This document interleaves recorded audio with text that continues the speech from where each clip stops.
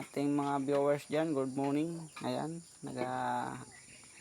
pili si Mrs. ng sitaw. So ayan yung aming alaga na kumakain ng sitaw na hilaw. Mabubuhay yan sila mga viewers natin. Good morning, good morning. Saan man makarating ang video natin. Good morning dyan sa ating mga followers, viewers. Good morning.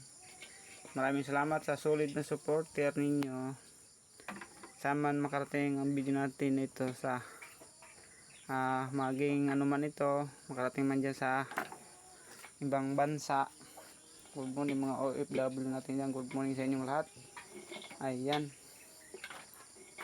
gulay. Kumain ka ng gulay para pangpahaba ng buhay. So ayan, tingnan nyo yung aming alagang pusa kumakain ng gulay na sitaw. Thank you for watching. Follow and share. Bye bye.